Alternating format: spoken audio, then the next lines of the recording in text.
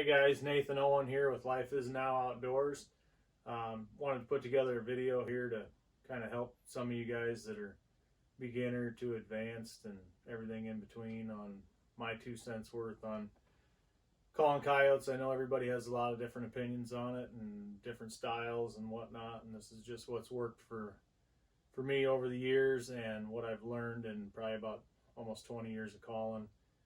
Kind of the progression of things as it's gone and to where we're at now. So long story short, when I first started out, e-collars were just really starting to become really popular. I started out actually using hand calls. This is my lanyard basically of all the calls that I've accumulated from start till now. I do still use them occasionally, but I am using a lot of the electronic calls just for the ease of them. So from the beginning, basically started out with distress calls, and then started learning a little bit about the howling. Watched a lot of Randy Anderson stuff back in the day, and that's where I really got into the howling aspect of things. Once I progressed onto the electronic call, the Primos Power Dog was one of the first calls that I ever got actually, and that one still works, and called a lot of coyotes with it, shot a lot of coyotes with it. Then I moved up to the Lucky Duck. This one's actually the Revolution. That one I do still use a lot. And then we just got the Fox Pro X24 there, which we use that also in between changing it up in certain areas if we've hit them a few times, just kind of changing sounds up and whatnot. So the difference, I guess, between hand calls versus the e-calls. Hand calls, you can be a little more flexible in changing your sounds up by how hard you're blowing on the calls and the pitch that you're using and whatnot. So they definitely do have their place yet.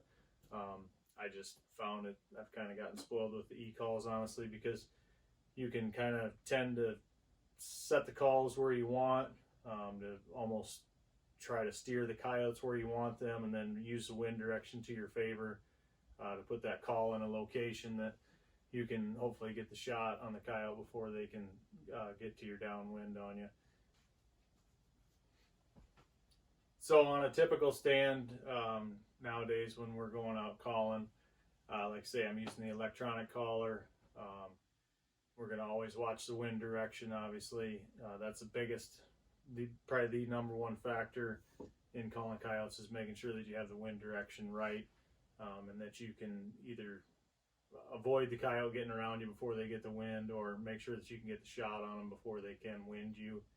And you got to also figure that your scent trail is going to be a lot wider by the time it gets out in the field. So that's something you really need to take into account. And depending on the type of terrain that you're hunting in, if you're out west where you can see a long ways and it's wide open, it can be a little bit easier to make your stand set up so you have an idea of where they might want to tend to circle to.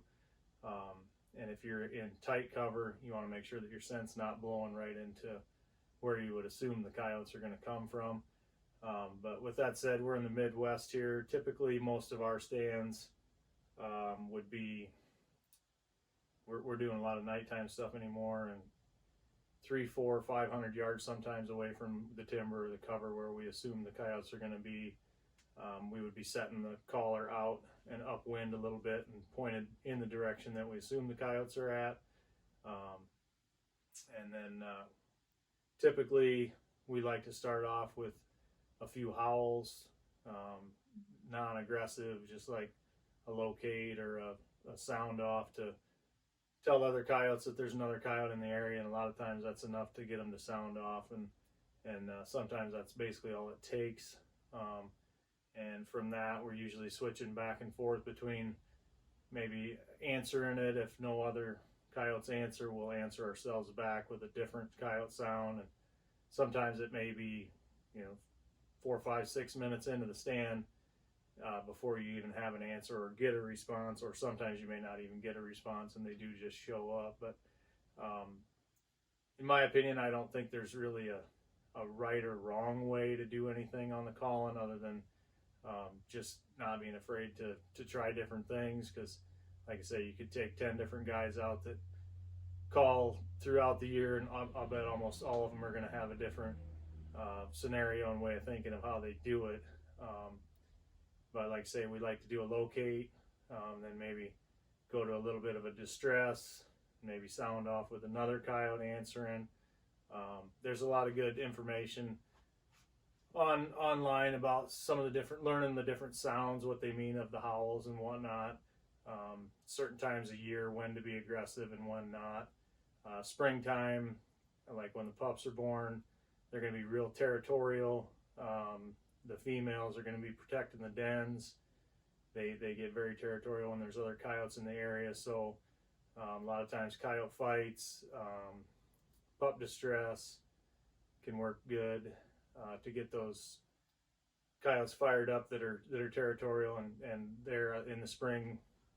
You're needing to be fairly close to the dens on that, but the males are still cruising too. But summertime, same deal: coyote vocals, rabbit distress, woodpecker distress, fawn distress. Then in the fall, same thing. Pup distress is going to be good. Pup howls, prey sounds, rabbit sounds. I mean, it's basically the same scenario throughout the year with all the sounds that will work. Just certain times of year they're going to trigger better on certain sounds. Getting into the winter time, you're talking most all the coyotes are fairly grown. Pups have dispersed. They're starting to do everything on their own. Getting back into breeding season, coyote fights, breeding vocals, and like I say, a lot of the callers will kind of name some of the sounds so you know what they are. But if you do a little studying, you can learn what a lot of the sounds mean, and can help you out a lot. But howling is a big thing for us. We do some locating too.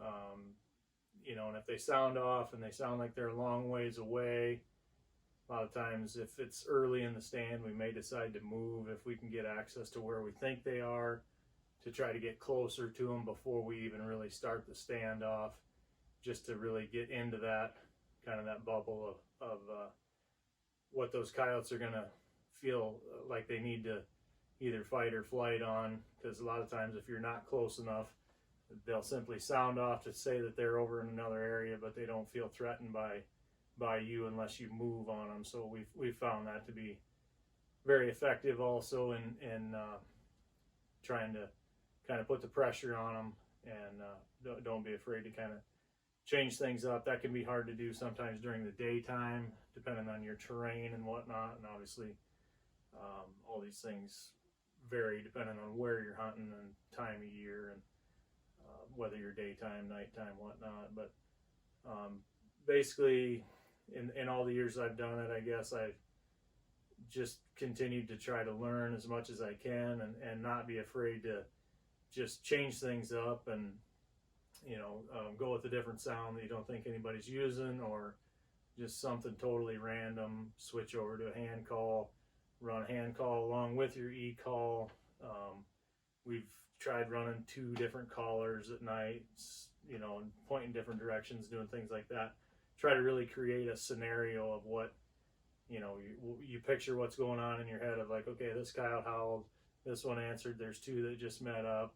The other coyotes in the area are going to kind of feel like they need to come either check it out just for curiosity, or territorial instinct to kick in to come kick them other coyotes out, or see what's going on. So kind of have to create that scenario in your head of, well, there's other coyotes in the area, and then all of a sudden they're killing a rabbit, and just make a story that could be believed, and make it seem more realistic. So and like I say, with the e-collars, as far as collar placement and getting the sound out away from you, and those can be really effective in helping you to try to steer the coyotes where you want to get them for the shot. So basically that's a brief overview of it. If anybody's got any questions or comments or tips and whatnot, feel free to leave it down in the comments there, and I'd be happy to answer any questions. I do have a ebook on our website, lifeisnowoutdoors.com. It gets a little more in depth with all this stuff. It's a download that you can get directly through our website. It's probably, I think it's close to 20 pages of just a little more detailed information on all this. And like I say, that's kind of a summary of how we like to do it. There's a lot to it, and guys are asking us a lot, what's working, and what I always say is just what's working is getting after it, and just staying after it, and the more stands you can do, the more land you can get access to, and the more time you can spend at it, practicing and learning from your mistakes, and trying to, if something doesn't go right, try to realize like what happened or why the mistake went, or but coyotes are smart, that's bottom line, and they're constantly evolving, and the pressure is getting more and more on them with more guys getting involved in the sport. So you just got to be willing to put the time in, and it's not like it's just magic every time, and it's always a constant learning thing. So if you're up for a good challenge, and like the excitement of calling something in from a long ways away, it's definitely for you. And like I say, there's a lot of good information out there online, on YouTube, on Facebook, a lot of these groups and stuff, podcasts, where you can pick up on all kinds of these guys' tips, because like I say, everybody has their own style and opinions on what works, and it's just a never-ending learning game. So thanks everybody for watching, and like I say, if you got any questions or comments, feel free to drop them below, and I'll be sure to answer them. Thanks, guys.